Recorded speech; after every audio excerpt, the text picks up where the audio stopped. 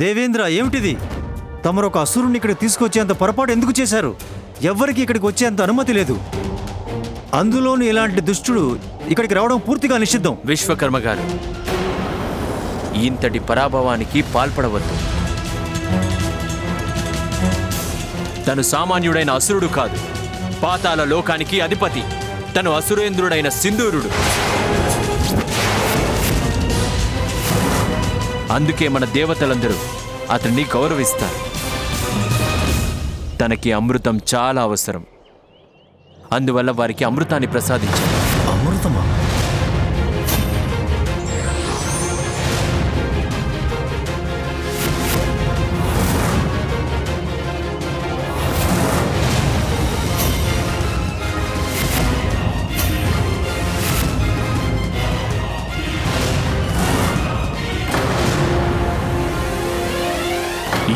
రక్షకులందరితో యుద్ధం చేస్తే నాకు ఎంతో ఆనందం కలుగుతుంది. కానీ ఆనందించేంత సమయం లేదు నాకిప్పుడు. ఈ విశ్వకర్మని కూడా సమ్మోహితుణ్ణి చేస్తే సరిపోతుంది. సంఘర్షణ కాదు, సహకారం కోరుతున్నాను విశ్వకర్మ గారు.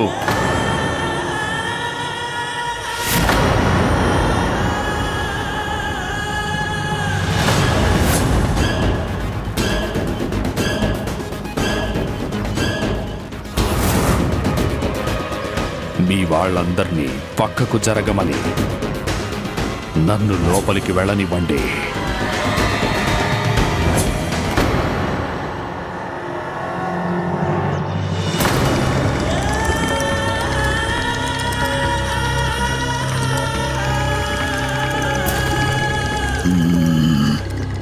తమరి ఆజ్ఞ.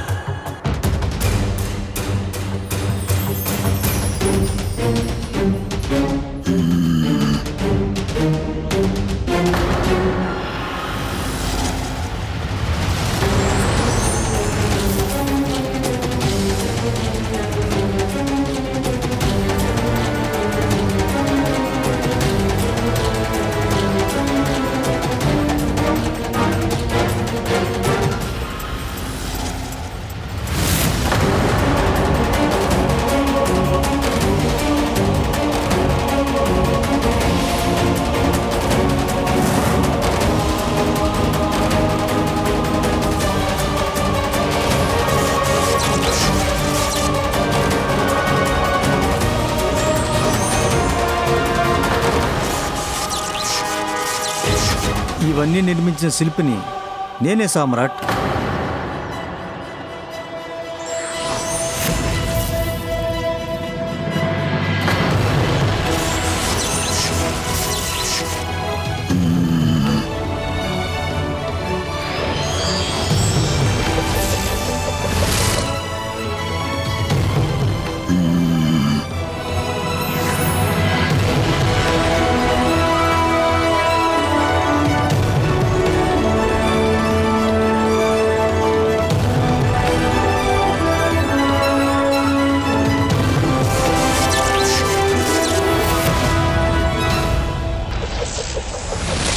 ఇందులోకి ప్రవేశించే అవకాశం తమరికి మాత్రమే లభిస్తుంది అసుర సామ్రాట్.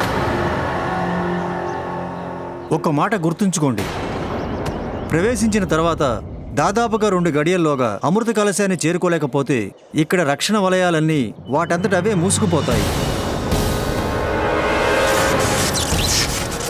అప్పుడు తమరు శాశ్వతంగా ఇక్కడే బందీగా ఉండిపోతారు.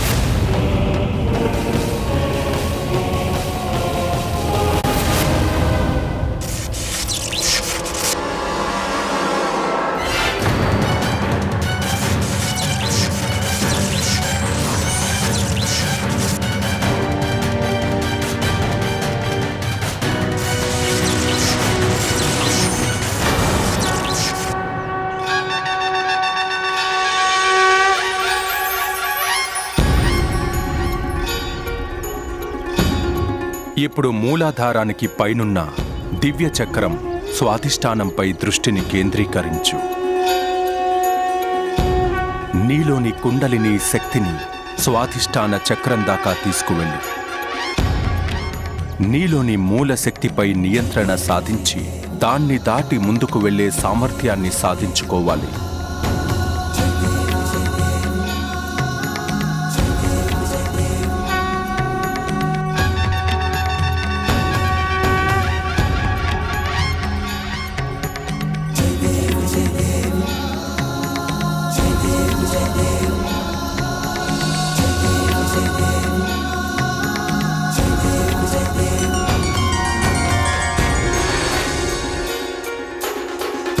నాలోని శక్తులు సత్యం. ఈ ఆహార పదార్థాలన్నీ మిథ్య. రుచికరమైన ఆహారాలకి లొంగిపోయి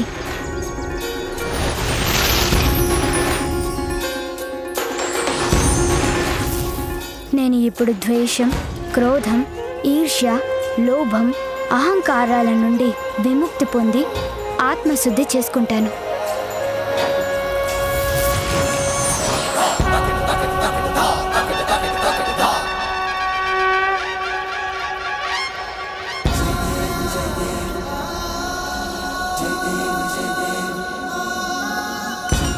మూడవ చక్రం అంటే మణిపూరకంపై దృష్టిని కేంద్రీకరించు గజానన.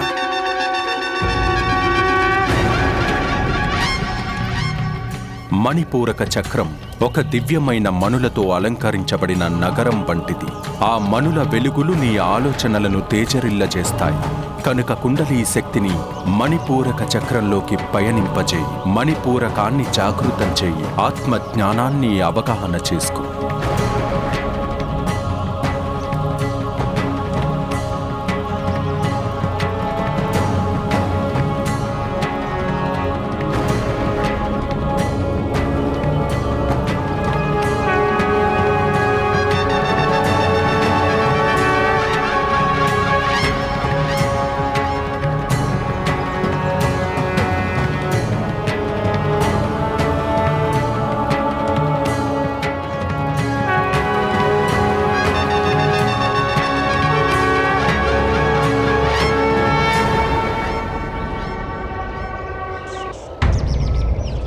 ఎందుకు ఆగిపోయారు విశ్వకర్మ గారు? ముందుకు సాగండి. ఈయన మీనమేషాలు లెక్కిస్తూ కూర్చుంటే అక్కడ గజాననుడు తపస్సు పూర్తి చేసుకుంటాడు. ఆ లోపుగానే అమృతపానం చెయ్యాలి నేను.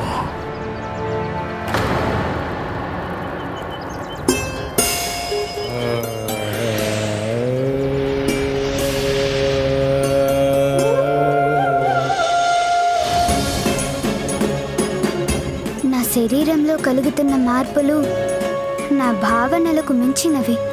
కనుక భావాలను అదుపు చేసుకోవాల్సి ఉంటుంది. అందుకు గాను నన్ను నేను అన్ని రకాల భయాలను, సందిగ్ధాలను అధిగమించాలి.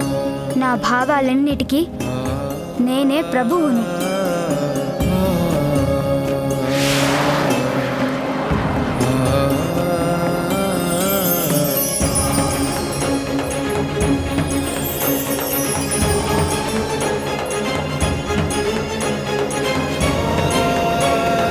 ఇప్పుడు నాలుగవ చక్రం అంటే అనాహత చక్రంపై దృష్టిని కేంద్రీకరించు.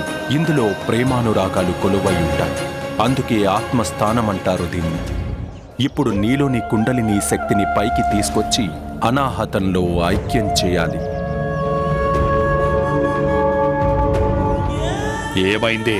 మనం రక్షణ వలయాల్లో 2వ స్థానానికి చేరుకున్నాము. అవునా? ఎక్కడా?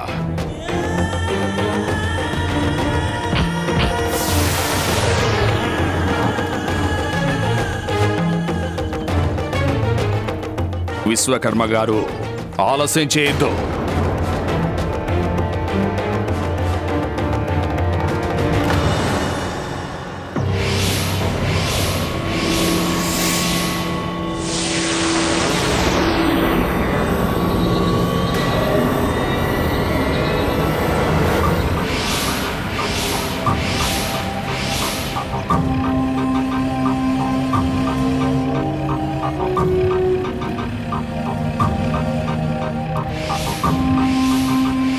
ఏమైంది? ఈ అగ్నిరేఖలు అత్యంత ప్రమాదకరం.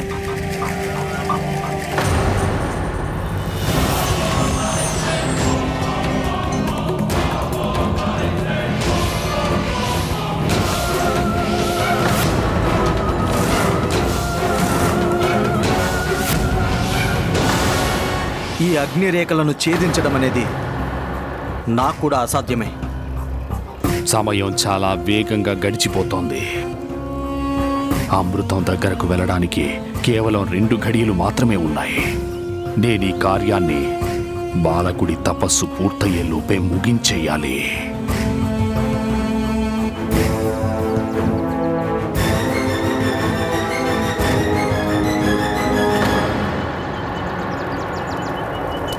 ఇప్పుడు నాకు అన్ని జీవులలోనూ ఉండే పరమ పావన పరమాత్మ దర్శనం లభిస్తుంది. నేను నా ఆత్మ సహాయంతో నా వాస్తవిక రూపాన్ని చూడగలుగుతున్నాను.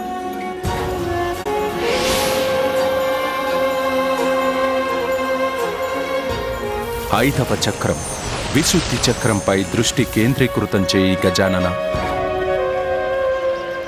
విశుద్ధి చక్రం భౌతిక ఆధ్యాత్మిక రూపాల్ని పరిశుద్ధంగా వించే ప్రదేశం. ఇప్పుడు నీ కుండలిని శక్తిని విశుద్ధిలో విలీనం చేయి గజానన.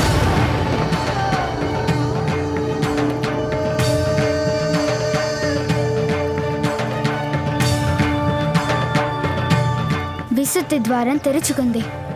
నేనిప్పుడు అందులో శుద్ధి చెందుతాను. ఇప్పుడు నీ దృష్టిని 6వ చక్రం అంటే ఆజ్ఞా చక్రంపై కేంద్రీకృతం చేయి గజానన. నీలోని కుండలిని శక్తిని అంతర దృష్టికిది అంతర దృష్టిని ప్రసాదిస్తుంది. కేవలం ఒక్క క్షణం పాటు విశ్రాంతి తీసుకుంటాను. బాగా అలసిపోయాను కదా, ఆ అలసట దూరం అయిపోతుంది. ఇంకా నిలబడలేను. విశ్రాంతి కావాలి నాకు.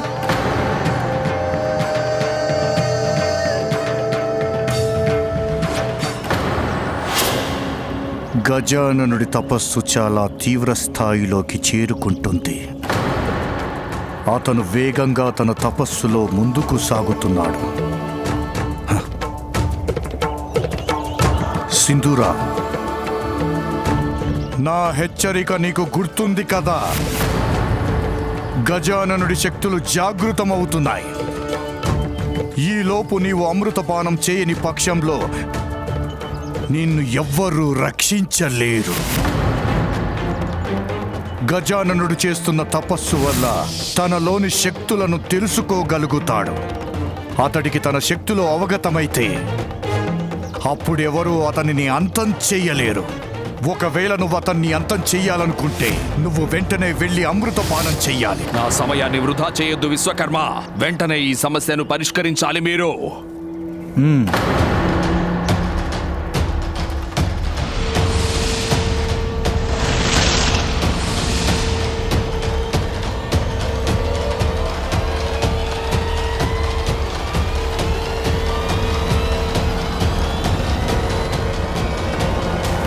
విశ్వకర్మ గారు, నాకెందుకో అనుమానం కలుగుతుంది.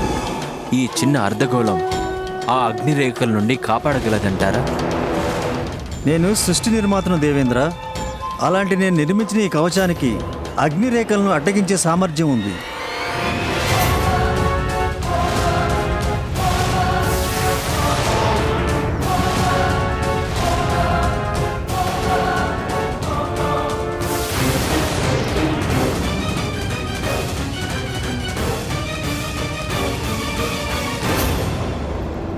చూస్తుంటే ఆ ప్రకాశం అమృతం ఉన్న చోటు నుండి వస్తున్నట్టుంది.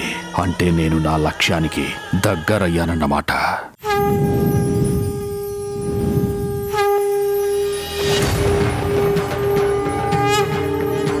నీలోని శక్తులను గుర్తించు గజానన. నీ సాధన ద్వారా వీటిని నీ వశం చేసుకోవాలి. నియమనిష్టలతో నువ్వు చేసే సాధన మాత అభిష్టాన్ని నెరవేర్చేలా ఉండాలి. లేదు, నా లక్ష్యాన్ని సాధించకుండా నేను అలసటికి లొంగిపోను.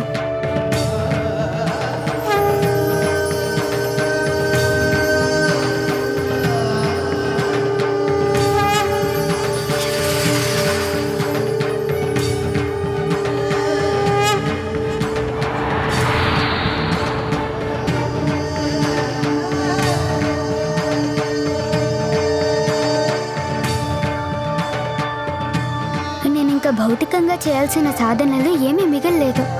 సత్యం అనేది నా లోపలే ఉంది. నేను నా అంతర దృష్టితో దానిని గుర్తించగలిగాను. ఇప్పుడు నువ్వు పరిపూర్ణ ఆత్మజ్ఞానానికి అత్యంత సమీపంగా చేరుకున్నావు గజానన. నీ దృష్టినంతటిని నీ శిరస్సుకి ఊర్ధ్వస్థానంలో కేంద్రీకరించు.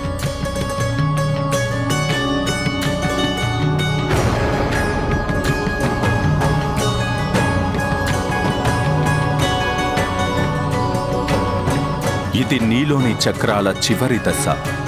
7వ చక్రం సహస్రార చక్రం. ఇది నీకు అనంతానికి మధ్య భేదం లేదని నిరూపిస్తుంది. ఇప్పుడు నీలోని కుండలిని శక్తిని నీ శరీరం నుంచి బయటికి తీసుకువెళ్ళు గజానన. దాన్ని నేరుగా దివ్య జ్యోతి వైపుగా తీసుకువెళ్ళు.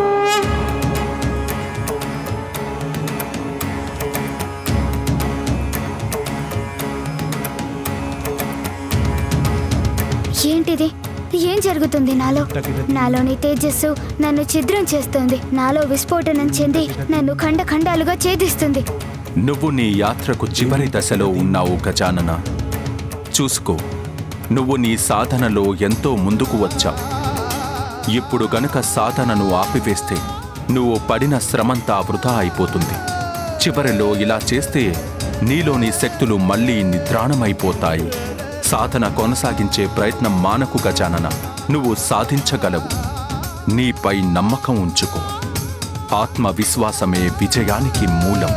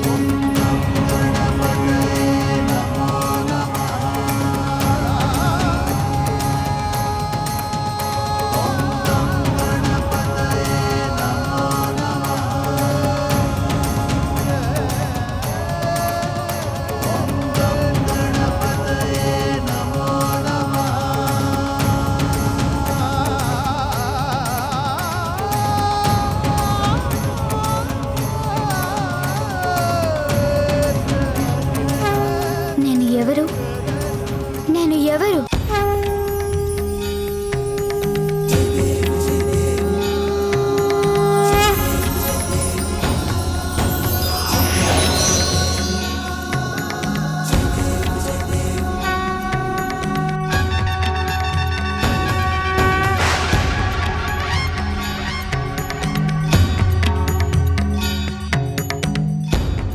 నేనే నువ్వు, నువ్వే నేను.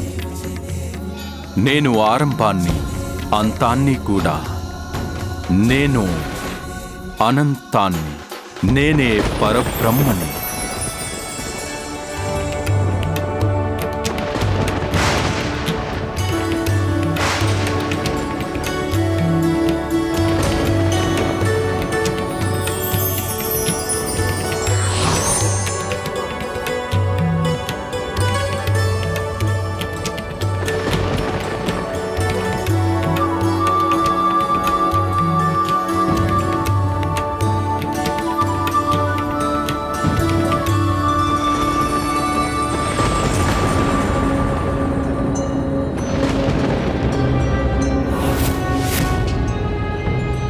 పరిస్థితులను బట్టి చూస్తే పార్వతీమాత పుత్రుడు గజాననుడి శక్తులు జాగృతమైనట్లనిపిస్తోంది.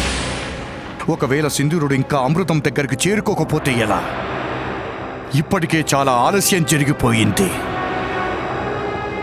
మనకెక్కువ సమయం లేదనిపిస్తోంది. త్వరగా కానివ్వండి. తెరవండి ఆ ద్వారాన్ని.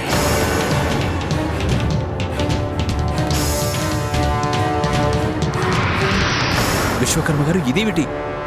ఎక్కడిది ప్రకాశం?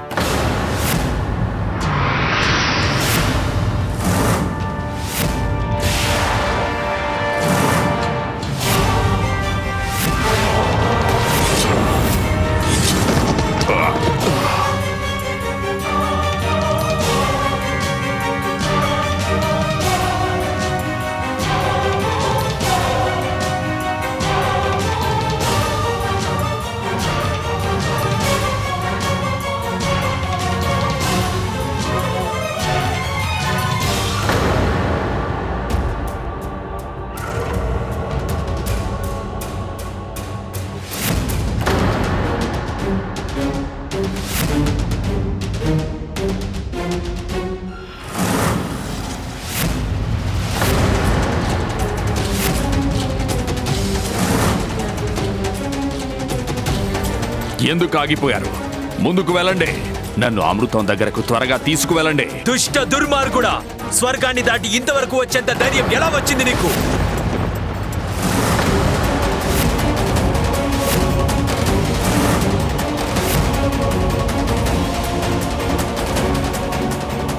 ఇదేమిటి? ఇలా ఎందుకు జరిగింది? వీళ్ళు నా సమ్మోహన శక్తి నుండి బయటకెలా వచ్చారు?